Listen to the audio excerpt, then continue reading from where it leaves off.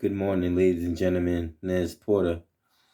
Last time a video like this was put up on YouTube, it was taken down. So I'm going to mirror this video before they take it down. Just want you to listen to this gentleman here. He has a very broad range of knowledge when it comes to communications.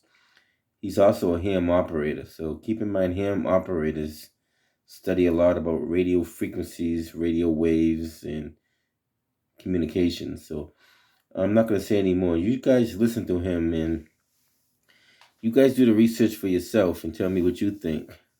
Hopefully this audio comes out as clear as I would like it to. I'll do the best I can. There's been a heavy shift to using new wireless technology standards such as Bluetooth Low Energy, Zigbee, Thread from Google, 802.15, RFID, and LoRa, to name the popular ones. Where the last 3 decades have been about the internet, and the last 15 years was about cell communications and Wi-Fi, there's now a big move to new capabilities in IoT devices, Internet of Things devices. Fact. Many of the IoT devices you buy include a two-way radio in it. They don't tell you this. These radio transceivers are being linked together to form mesh networks that allow for data to be forwarded over long distances without cost, monitoring, or an internet. In addition, new sensors are being built into these common devices that are threatening our privacy in new ways. While many of you are excited to check Amazon for the next IoT gadget, the bad guys are looking to take advantage. And the bad guy can be the hacker or big tech collecting your info or new players wanting to capture information independent of big tech. In all of this, the unaware consumer is always the victim. So in this video, I'll give you a big picture of radio technologies that are in these devices and what these radios can do. I will also answer the question about jamming these radio devices at the end. Stay tuned.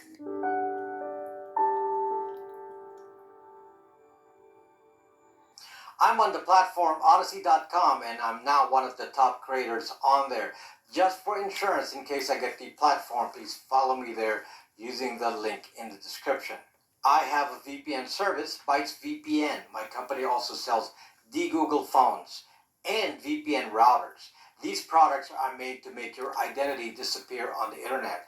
And hopefully this video will explain why these products are important. If you're interested in them, they are on my app, BraxMe, on the store, and the link is in the description. I'm a licensed ham radio operator, and this past weekend was field day for ham radio, where operators in the USA and Canada do contests to see who can make the most contacts over our HF radios. I'll post a video in my Sailing Project channel about that. On Ham Radio Field Day, we concentrate on voice communications. One of the reasons that I got into ham radio is because I understood that the next level of cyber threats will come from radio. Unlike in the past when communications over the air were analog voice signals or analog signaling using CW or Morse code, things have changed significantly. Many of you take for granted that your Wi-Fi signals cross the airwaves in digital form. Even your cell data communications are no longer sent with voice data. These are all digitized so that your voice comes out clear and is free from interference. Things like your car fob and the garage door opener have been sending digitized signals. You're all used to wireless devices in the form of Bluetooth, which you've been using to connect headphones and speakers to your computers, phones, and car audio. Wi-Fi based devices independently pass video data on your network so you can monitor your house. Many of you have begun to use home automation products which allow you to remote control your house electrical components and devices. Technology appears to be moving forward and you're all enjoying the new capabilities of the modern world. But not everything is as it seems. These technologies extract a cost from society. But before I get into specifics of the problem, let me explain briefly how radio transmissions now get digital data. In ham radio, much of the communications were done using voice over a microphone. And this gets transmitted using modes like AM, amplitude modulation, FM, frequency modulation, and SSB, single sideband. These modes work differently depending on the frequency. They have different strengths and weaknesses. In the super low frequencies, the most common long-range transmission is over AM radio and using the AM mode. Often at night, an AM broadcast in Boston can be heard all over the eastern seaboard or all the way to Chicago. Above AM radio, in the slightly higher frequencies used by ham radio, called HF, the transmission modes are usually based on SSB because there's a lot of interference or noise in the reception. And that is because HF radio relies on reflections from the ionosphere to allow long-distance communications. Reflections will often add in noise. So in HF radio, we use SSB mode. SSB uses a very narrow bandwidth to eliminate the noise, thus the name single sideband. In the higher frequencies like VHF, UHF, or microwave, there's less noise but the range is limited, and the FM mode is used for transmission, which is a wideband broadcast. FM, or frequency modulation, as you hear on the car radio, has a clear sound, and that's because the shifts in frequency inside a broadcast band are used to replicate the sound pattern, rather than sending the voice data with a changing signal strength, as in AM radio, and this allows it to exclude the noise. The carrier signal in FM is fixed. In Wi-Fi and digital communications, these shifts in frequency are now used to send zeros and ones, often with clarity.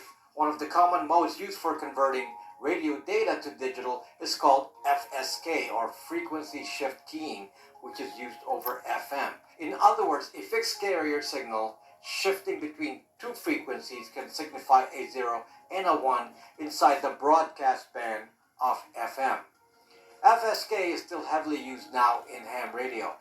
Many transceiver chips are cheaply made with an FSK encoder-decoder, or another mode is PSK encoder-decoder, known as phase shift keying. PSK is used in Wi-Fi. Within certain frequencies, these modes are very reliable for communications. Today, device-to-device communications are clustered in certain frequencies: 433 MHz, 900 MHz in some countries, 2.4 GHz, and 5 GHz, both worldwide. The reason for the clustering is that these devices are using what is known as an ISM band, Industrial, Scientific, and Medical Band. These are bands reserved by the FCC and other worldwide regulators for these devices. What is characteristic of this band is that the use of these frequencies is by unlicensed users. However, the devices have to get FCC certification in the US.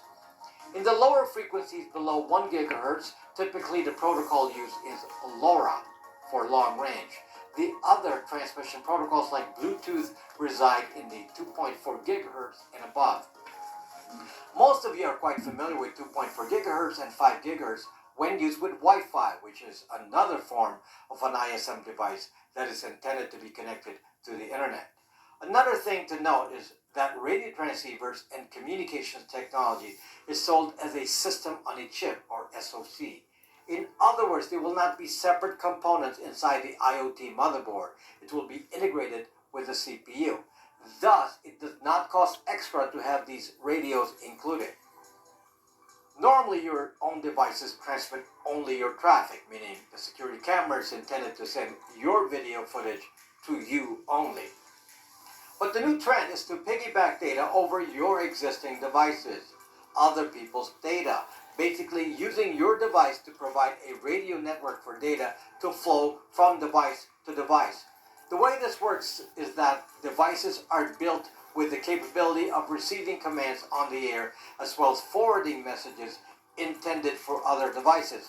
I refer to this as OOB, or out-of-band traffic, since it is not your traffic but somebody else's. Each device can receive a message which it can read using the FSK decoder, for example. Then it retransmits the message over the air if the message is not intended for itself, again using the FSK encoder for transmit. In this way, a message on a particular frequency can be propagated over a large distance by seemingly innocuous devices like an IoT light bulb, a motion sensor, or an outdoor light switch. There are ways to ensure that radio traffic is limited. First, the transmissions have to be very short, since the speed of transmission using FSK is very slow. Then there's a TTL, or time to live parameter, included that gives the message a lifespan so it doesn't propagate forever. Additionally, each message uniquely identifies the original device sender. So basically, a low bandwidth method is now available to send messages anywhere within range of these radio devices, typically max to 1/2 mile, but can hop to unlimited distances if there are other devices in the area that can retransmit. Many devices have built-in Bluetooth. This includes, of course, phones, cars, TVs, and various audio appliances like Amazon Echo. These devices use a communication standard called Bluetooth Classic to transmit large amounts of data within a short range. The range of a personal space, which is within 10 feet. Well, surprisingly, a new standard was developed that can transmit a stronger signal for short bursts, and this new standard has a range of 1/2 mile. But the interesting detail is that it is using the same Bluetooth radio. This particular standard is called Bluetooth Low Energy, or BLE, and with this capability, any device with Bluetooth can now transmit data to a 1/2 mile range with just a software change.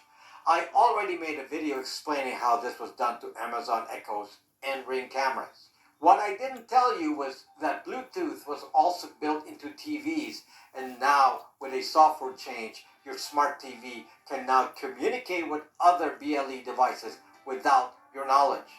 And without your knowledge, a TV can also be forwarding messages from device to device all day over a very large area until the data reaches some data collection device. As it turns out, this capability is actually being planned right now. Broadcast TV will not only send you a digital broadcast, it will also be able to get feedback from your TV. Just like in the book 1984, where you talk back to your TV and monitored by Big Brother. Initially, today, Big Brother will be Nielsen ratings. By the way, I checked the TV manufacturers Samsung, Vizio, LG, and others, and they are listed as adopters and sponsors of Bluetooth. The communications from device to device has become very sophisticated, forming a separate network which is called a mesh network. A mesh network is a peer-to-peer network with no home base. The BLE powers the mesh network known as the Bluetooth mesh, and that's how it gets the range. But in case you think this is the only mesh, there are actually many. One of them is Thread by Google. Google has shared a source code of Thread and calls it Open Thread. This particular protocol is even more sophisticated than Bluetooth mesh because it includes specific device addressing using IPv6, a standard networking protocol we are familiar with on the internet. This is a technology built into Google Nest, so each device is addressable and identifiable to the group by an IPv6 address, which also allows a clear pathway from point to point. The message forwarding has been enhanced with steroids. What is interesting about the use of these technologies, which include BLE, Thread, Zigbee, and 802.15, is that they can be used on devices that are battery operated, and the battery can power it for a year or more, and of course, unlimited times if the devices come with a small solar panel. The devices are then independent, self-powered for long periods, portable, and cheap. These devices also have a direction finding element, so signals will be detected directionally. It will be possible to specifically target devices within a particular direction. Direction finding, for example, is built in Apple AirTag and likely the tile trackers, so you not only know a device is near, but specifically where it is. Geolocation is built into the capability of even the lower frequency ranges used by LoRa. Just to make it clear, these devices can not only forward messages within a sophisticated mesh network with addressing capabilities, but the location of each device will be known since that is part of the protocol capabilities. So without your knowledge, you are buying devices with built-in radio transceivers that can both send and receive other people's traffic. This includes your toaster, your camera, your motion sensor, your TV, your refrigerator, your doorbell. Thus, it should be obvious that devices become capable of transmitting usage over the air. If you flip your TV to a different channel, you might expect it to transmit that over the mesh network. If your motion detector detects a motion or your outdoor camera turns on, then it can be capable of sending this signal to other devices that will forward that data as out of band traffic to some unknown destination programmed into the device.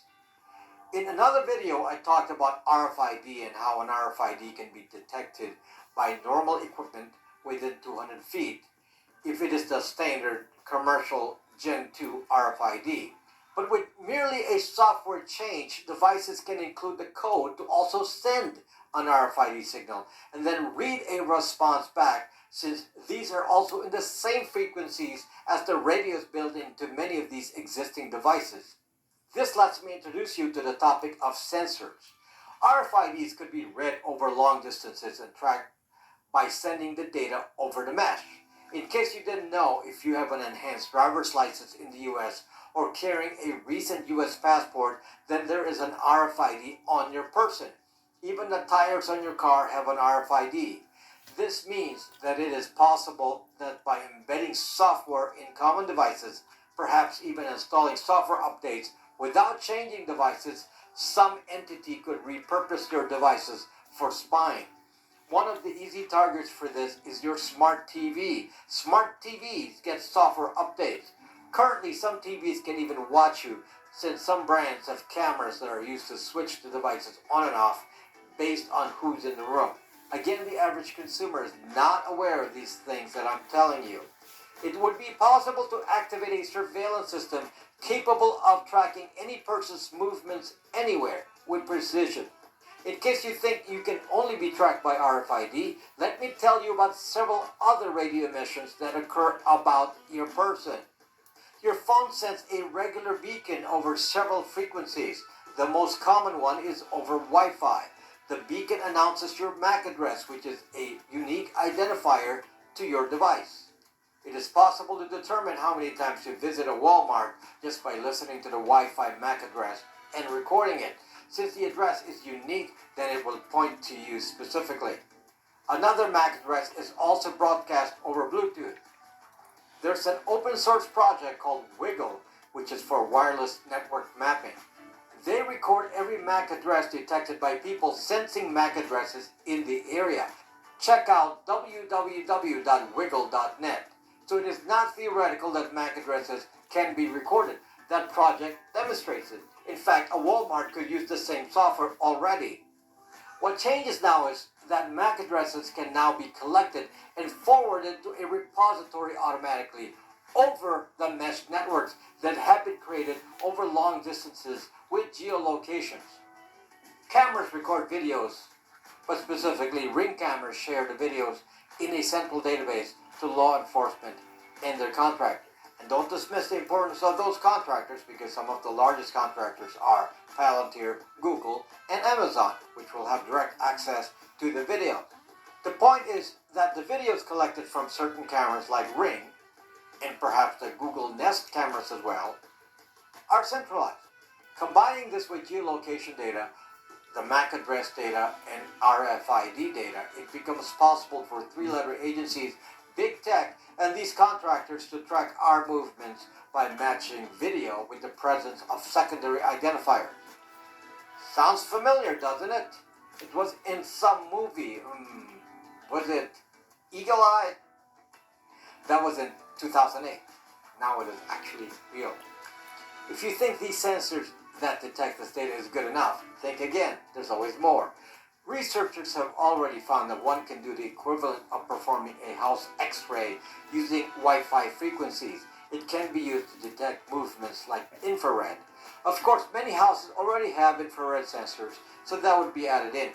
But since Wi-Fi frequencies are in the same capability of the existing radio transceivers, then again they can be used to sense occupancy. Once again, this data can be forwarded over the mesh network to some central repository. In the case of Amazon, the central repository is called Amazon Sidewalk. Google, of course, is the repository of the thread mesh, which is what is used in Google Nest. But there's nothing particularly unique about that technology. Some third party could come up with its own private mesh and forward messages using its own devices implanted in your house. For example, TVs can be built with an entirely independent mesh network that's not beholden to Google or Amazon or Bluetooth. So basically, any popular device can be built with a mesh, and if it is popular enough, it could provide the coverage for large areas. We assume here that the security protocols built into Bluetooth Mesh, Thread by Google, and Amazon Sidewalk or the Apple AirTag network are secure. But as we know, hackers will often find a hole, and we only know about it when it is discovered. No one discovered that a three-letter agency turned your Samsung TVs into a listening device that can hear your conversations through the TV speaker. In other words, they turned a speaker into a microphone simply by software. No hardware wiring required. If the TV has a camera, could that be hacked? We already know that many security cameras have been hacked, and the video from many baby monitors were reshown over the internet. But the difference today is that the average consumer has made their homes dense with electronic sensors and IoT devices without the knowledge that each device can communicate independently with their own independent radios outside of the user's home. What effort and cost would it take to install IoT sensors at each light pole in a city? One that can track devices electronically and forward messages without wiring or an internet. Using existing technology, this is very inexpensive and merely means screwing devices to each light post without wiring. A small solar panel can provide unlimited years of power. Okay, let's switch gears. The question often raised is, can you jam these frequencies? And the answer is yes. You can jam the frequencies in question. There are many hardware tools you can buy that can do this, and I can share the device links in the video description. Just to be clear, jamming is illegal. There are roving FCC vehicles with the ability to triangulate any continuous transmission. If you're a bad guy in antenna and causing RF disruption, you will be found. I am a licensed ham operator. I can legally transmit on all the frequencies used by ISM devices. In a laboratory environment where the signal is attenuated to affect only a personal space, then it would affect only me and would not be detectable outside. In my case, I use an attenuated antenna or a dummy load antenna. This is my transceiver, which is a blade RF, and you can see the dummy load antennas. Jamming a frequency often means transmitting random noise in that frequency. There are many open source software that already provide that. The technical term for random noise is Gaussian noise, and there are algorithms that make that. Jamming GPS is even easier because the GPS signal is weak to begin with, so this requires more care in a laboratory environment, since it could affect your neighbors. If you want to detect someone transmitting near you, like a device sending transmissions which you don't expect, for example a TV, or see a neighbor is sending jamming signals, you can use a detector like this. This is a DEFCON DD1206. I'll leave the link in the description. I haven't tried it myself. I usually just use a software-defined radio like my Blade RF or a cheap RTL SDR USB stick to detect transmission. But a portable device is better for getting a signal direction. So my friends, technology is great, isn't it?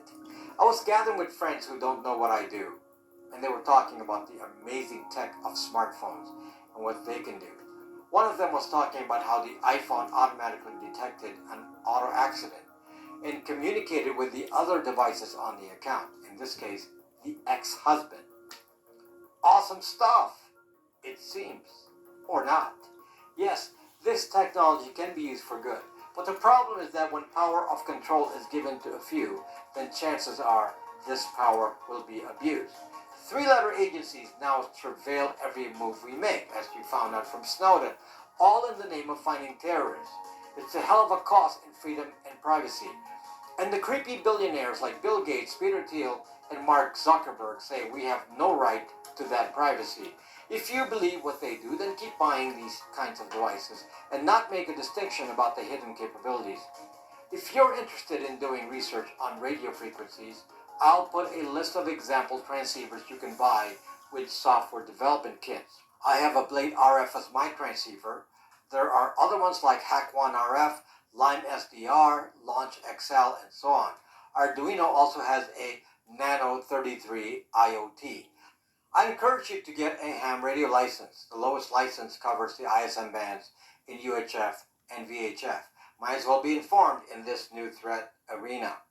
I hope you find my videos of value. If you do, please hit that subscribe button and the notification bell so you get more of this content. You can support the cause by joining us on Patreon or checking out our VPN and the Google phones in my store. Thank you for watching. This gentleman is very, very knowledgeable when it comes to radio communications and RFIDs and stuff like that. Whatever he is saying right now is very true. There's a lot of technology out there, and everybody's jumping on the bandwagon with technology. And it speaks for itself. So all that 5G stuff that people will be talking about, that's going to come into play in the very near future. So just be aware. I just want to share this and mirror this before YouTube take it down, because there was other videos like this that were put up before. YouTube have taken them down. So in the event that they do take it down, at least you guys know about it. Until next time, Nez Porter. Catch you guys on the next one.